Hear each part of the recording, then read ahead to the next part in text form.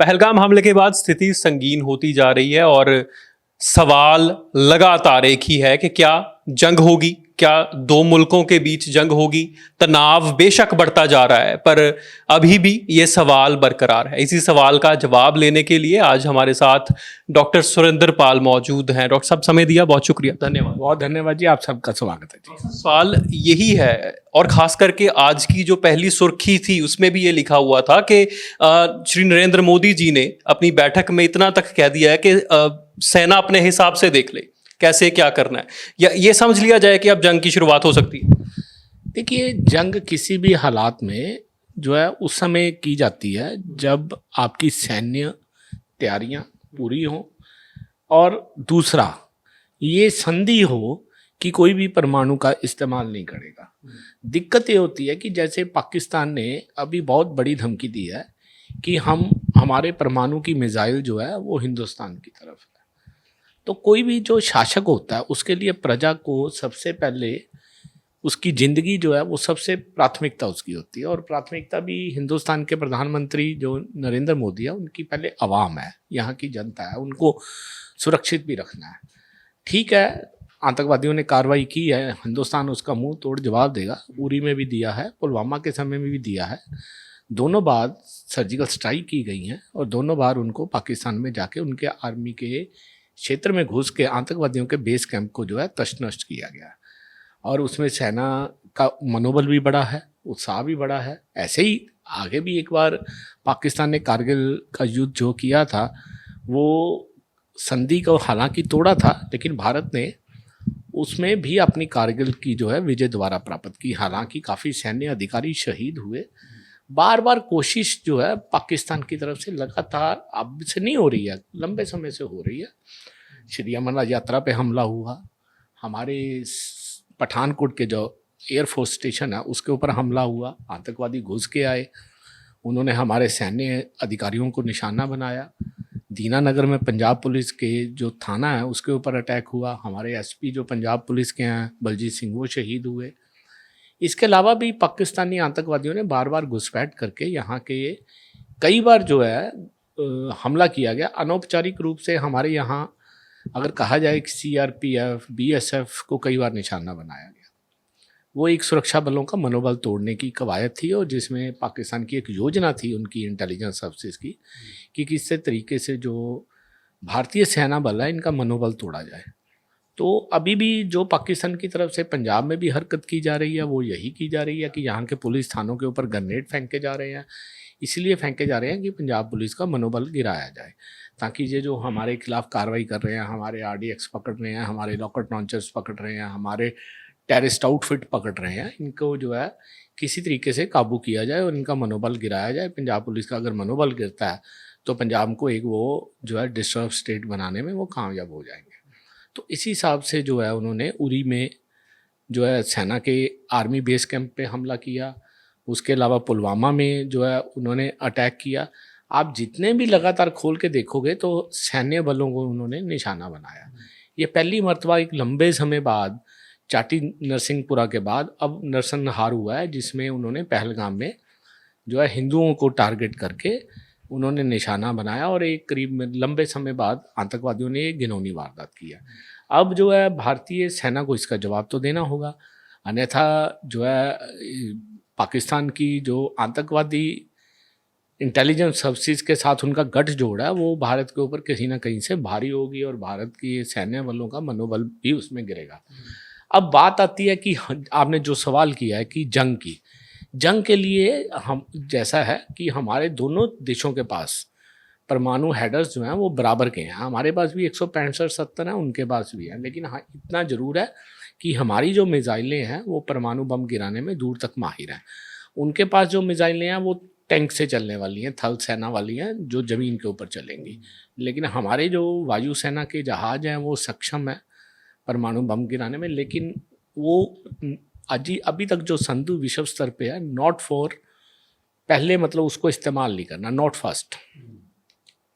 तो अगर पाकिस्तान परमाणु बम का इस्तेमाल करेगा तो भारत करेगा, अन्यथा भारत उसका इस्तेमाल नहीं करेगा। ये हमारा संधि हुई है विश्व स्तर के ऊपर। अगर न्यूक्लियर वॉर तक बात पहुंच जाती है तो क्या यूएन इंटरवीन कर सकता है क्या? 100% करेगा, क्योंकि उसका इफेक्ट अकेला भारत और पाकिस्तान पे नहीं होगा, उसका इफेक्ट सभी मुल्कों के ऊपर होगा, बर्मा के ऊपर भी होगा, नेपाल के ऊपर भी होगा, बांग्लादेश के ऊपर भी होगा, बाकी जो आसपास के पड़ोसी मुल्क हैं उनके ऊपर भी होगा।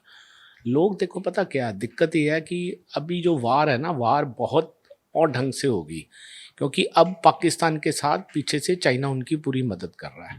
इसमें कोई दौर मतलब इसमें कोई भी शंका नहीं है। आप देखो, जितने पिछले टाइम में समय में हथियार पकड़े जा रहे हैं, चाइनीज़ ग्लॉक पकड़े जा रहे हैं, चाइनीज़ पिस्टल्स पकड़े जा रहे हैं, और वो चाइनीज़ पिस्टल को हिंदुस्तान में गिराने के लिए ड्रोन्स का इस्तेमाल हो रहा है। वो ड्रोन्स जो हैं वो चाइनीज़ ड्रोन है। चाइनीज़ ड्रोन 70 किलो 70 किलो उसको वजन उठाने में सक्षम है। तो ये टेक्नोलॉजी पाकिस्तान की टेक्नोलॉजी नहीं है, ये चाइना की टेक्नोलॉजी है। हमारे जो कई बार आपने देखा कि साइबर अटैक भी हुआ, वो भी चाइना की तरफ से किया गया। वायरस अटैक हुआ जो कोविड का वायरस, वो भी एक किस्म से चाइना की तरफ से किया गया। उसके ऊपर भी बड़ी डिबेट्स हुई कि ये एक हथियार है पूरे मतलब विश्व में जो है उसके बायो वेपन्स है जिसका इस्तेमाल चाइना ने किया। यानी अब आप ये कहो कि गोली से अकेली जंग नहीं होगी, जंग होगी टेक्नोलॉजी की, जंग होगी साइबर की, जंग होगी वायरस की। अगर ये जंग होती है तो उसकी चपेट में परमाणु की जंग तो बहुत आखिरी स्टेज है जिसकी होगी। लेकिन ये होता है कि मरता क्या ना करता, एक उदाहरण होती है, मरता क्या ना करता। अगर मरता क्या ना करता में पाकिस्तान ख़त्म होता खुद को दिखाई देगा, तो निश्चित तौर पे वो अंतिम समय में परमाणु का इस्तेमाल करेगा। तो भारत के लिए वो जो है बहुत खतरनाक साबित होगा, क्योंकि उनकी तरफ से सीधी धमकी दे दी गई है कि हमारे परमाणु बम तैयार है, ऐसी भारतीय सेना गलती ना करे। तो निश्चित तौर पे अगर जंग का मेरे को लगता कि जंग की तैयारी होती तो नरेंद्र मोदी और अमित शाह और राजनाथ सिंह अभी तक उसका डिसीजन फाइनल कर चुके होते कि ठीक है भारतीय फौज अटैक कर दो। उसके लिए किसी से परमिशन लेने की ज़रूरत तो है नहीं, सीधे राष्ट्रपति के हस्ताक्षर लेने हैं क्योंकि राष्ट्रपति महिम जो है हमारी द्रौपदी मुर्मू वही तीनों सेना के प्रमुख हैं, उनकी तरफ से हस्ताक्षर होने हैं कि अटैक अप्रूव्ड लिखना उन्होंने, तो अटैक हो जाना था। लेकिन आज कितने दिन हो गए जो अटैक नहीं हुआ, सिर्फ जो है बॉर्डर्स पे एक्सरसाइज हो रही हैं, हमारे सैन्य तैयार हो रहे हैं, यही चैनल्स पे सब दिखाया जा रहा है। लेकिन अभी तक जो है एक भी जो है वो कार्रवाई शुरू नहीं की गई है। हालांकि भारत की तरफ से हम यहाँ पे बैठे देखें तो अभी कोई एक्साइज बॉर्डर के ऊपर दिखनी भी शुरू नहीं हुई है कि एक्साइज बॉर्डर्स के ऊपर शुरू कर दी गई है, वायुसेना बेस को तैयार किया जा रहा है तमाम। देखो अब क्या है कि हमारे पास काफ़ी इक्विपमेंट चाइना से आते हैं जो हम जंग में इस्तेमाल करते हैं, तो उनकी सप्लाई कैसी रहेगी, वो पीछे से बाधित हो गए। हमारे कई जो जितने वेपन्स यूज़ हो रहे हैं अभी तक भारत में बनते नहीं हैं, सब बाहर देशों से आ रहे हैं। तो इसलिए बाकी देशों से भी हमें उसके लिए राय लेनी पड़ेगी, उसके लिए रूस को भी तैयार करना पड़ेगा, अमेरिका को भी तैयार करना पड़ेगा, ताकि कहीं विश्व स्तर पे अगर बात हो तो भारत के साथ खड़े होने वाले देश हो जाएं। हमारे को मान लीजिए हमें वेपन्स की ज़रूरत होती है तो इजराइल और रूस जो है वो हमें हथियार मुहैया करा सके। लेकिन अभी तक ऐसी कोई बातचीत भारत सरकार की तरफ से इन देशों के साथ शुरू नहीं की गई है, जिससे मेरे को लगता है कि जंग की कोई बात नहीं है, जंग वाला कोई माहौल नहीं है और जंग लगने के आसार भी नहीं है। लेकिन सेना को खुली छूट देने का अधिकार ये होता है कि आप दोबारा सर्जिकल स्ट्राइक करो, उनके आतंकवादियों के बेस कैंप देखो तबाह कर दो।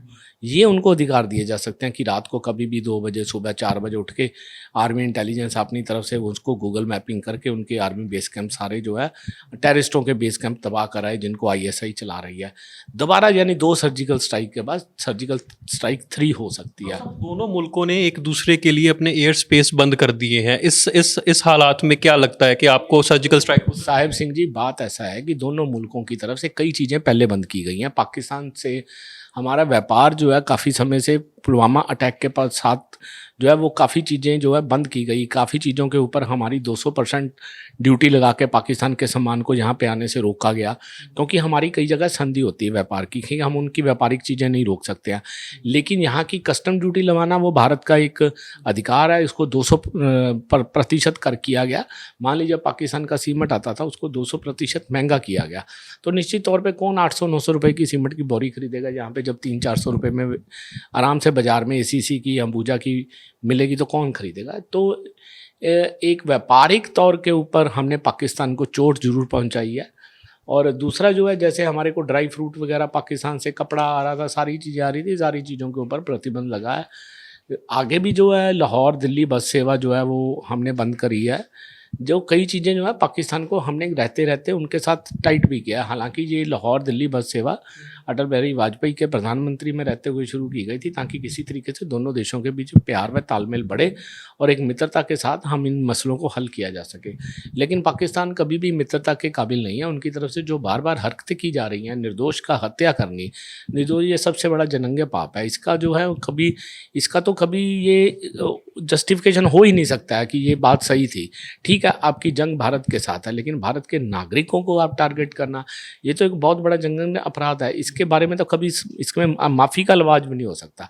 दूसरी बात यह है कि आपने देखा होगा कि एक बार हमारे हवाई जहाज को हाईजैक करके काबुल ले गए, तो उन्होंने अपने आतंकवादियों को छुड़वाया। जब भारतीय जनता पार्टी की केंद्र में सरकार थी, तो हमें जसवंत सिंह जो हमारे रक्षा मंत्री थे तमाम थे, तो हमें उनके कंधार तक जाके छोड़ के आने पड़े आतंकवादी। या पाकिस्तान की तरफ से लगातार जो है भारत के साथ ऐसी हरकतें की जा रही है। लेकिन बात यह है कि अब भारतीय सेना जो है वो सक्षम है।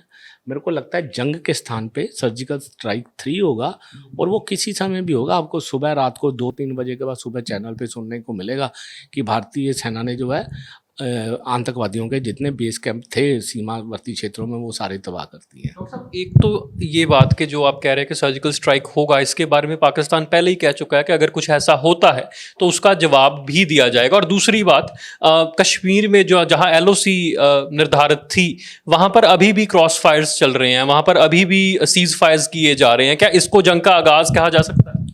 देखो, ये ऐसा सीज फायर तो लगातार चल रहे हैं, ये तो आप बात ही नहीं कर रहे। मैंने आपको कारगिल बता दिया, उसके बाद दोनों सर्जिकल स्ट्राइक बता दी। ऐसा तो लंबे समय चल रहा है। कई बार आप सीमावर्ती क्षेत्रों में जाओ, डेरा बाबा नानक से उधर गांवों की तरफ रेगुलर गोली की आवाज़ें आती हैं, रेगुलर दोनों तरफ से फायरिंग चलती रहती है। हो गई रुक गई, हो गई रुक गई, ये चलता रहता है। उनकी तरफ से घुसपैठी आते हैं, हमारी सेना मार गिराती है, भारतीय सीमा सुरक्षा बल मार गिराता है, उनकी तरफ से ड्रोन आते हैं मार गिराते हैं, वेपन्स पकड़े जाते हैं। ये तो लगातार रेगुलर एक्सरसाइज है जो हमारी भारत पाकिस्तान के बीच में डेली चलती है। मेरे को लगता है कि हम लोगों तक नहीं रिपोर्ट हो पाती, लेकिन आप सीमावर्ती क्षेत्रों में चल जाओ तो डेली कहीं ना कहीं इनकी फायरिंग आपस में चलती रहती है।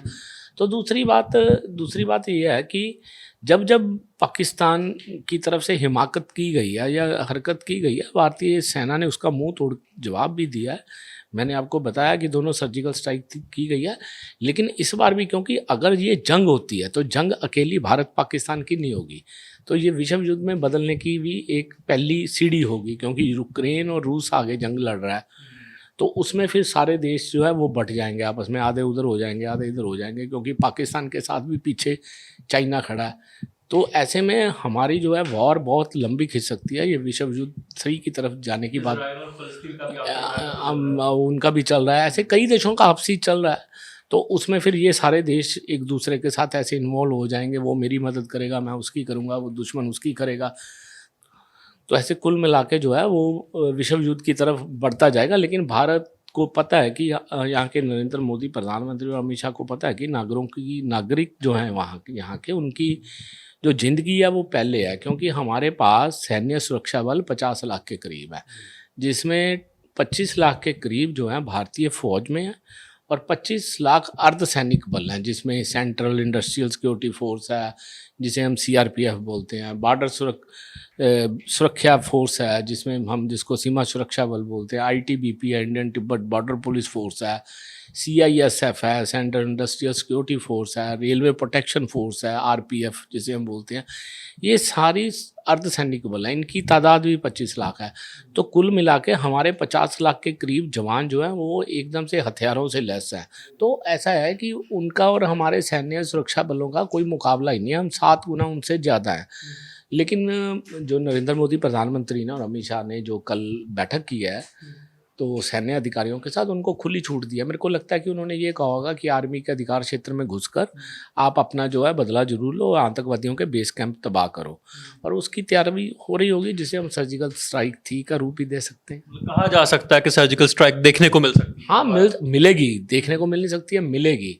हाँ, उसमें एक दिक्कत ये है कि अगर भारत की तरफ से जबरदस्त सर्जिकल स्ट्राइक की गई तो ये युद्ध में तब्दील हो सकती है, क्योंकि पाकिस्तान की तरफ से अपनी सीमाओं के ऊपर चौकसी कर दी गई है कि इस बार सर्जिकल स्ट्राइक होती है। वो भी तैयार कर अपने आप को करके बैठे होंगे, क्योंकि इतने दिन हो गए हैं, अब उनकी भी तैयारी जो है वो पूरी सीमा के ऊपर हो चुकी हुई है। जैसे हम खबरें पढ़ने को मिल रही हैं कि उन्होंने अपने रेलवे स्टेशन जो है उनका अधिकार क्षेत्र सेना को सौंप दिया है। कई और जो है उनके तामझाम उन्होंने जो अधिकारियों ने वो पूरे कर लिए हैं। बॉर्डर के ऊपर जो है अपने परिवारों को जो है उन्होंने सैन्य अधिकारियों ने उन्होंने सुरक्षित स्थानों पे भेज दिया। तो इसका मतलब कहीं ना कहीं अगर भारतीय सेना की तरफ से सर्जिकल स्ट्राइक होती है तो एक ये जिसे हम छोटा युद्ध बोलते हैं उसकी तरफ तब्दील भी हो सकती है। सवाल ये ही है कि अगर इतने दिन हो चुके हैं तो क्या कुछ होगा, या ये महज बातों में रह जाएगा, बयानबाजी रह जाएगी? नहीं, बयानबाजी नहीं होगी। कि देखिए, पता क्या, हर हिंदुस्तानी के ऊपर जख्म हुआ है। ये जख्म अकेला उन परिवारों के ऊपर नहीं है। जो हिंदुस्तान से सच्चा प्यार करता है, जो भारतीय ध्वज का रक्षक है, जिसको भारतीय ध्वज से प्यार है, ये उसके दिलों के ऊपर जख्म है। इसलिए भारतीय जो रो रहे हैं, जिनके जख्म हुए हैं, हमारे हुक्मरान जो है नरेंद्र मोदी और अमित शाह हैं, उनको भी जख्म हुए हैं। जितने जख्म हमारे सीने में हुए हैं उनके सीने में भी हुए हैं। तो निश्चित तौर के ऊपर है कि उसका बदला तो लिया जाएगा, चाहे वो सर्जिकल स्ट्राइक से लें, तो चाहे जो है छोटा युद्ध करके लें। मैं ये कह रहा हूँ आपसे, चाहे वो पाक ऑक्यूपाइड कश्मीर के ऊपर भी कब्जा भारत कर सकता है, क्योंकि लंबे समय से ये मांग उठ रही है कि कश्मीर हमारा है, और जो पाकिस्तान के कब्जे वाला कश्मीर है वो भी भारत का अंग है, उसे वापस लाना पड़ेगा। और हो सकता है कि ये प्लान भी कर दिया हो सेना आर्मी को कि आप जो पाकिस्तान के अधीन कश्मीर का हिस्सा है उसे छीन लिया जाए। इस मुतालिक क्या कुछ होता है आपको बताते रहेंगे, बने रहिए वन इंडिया पर।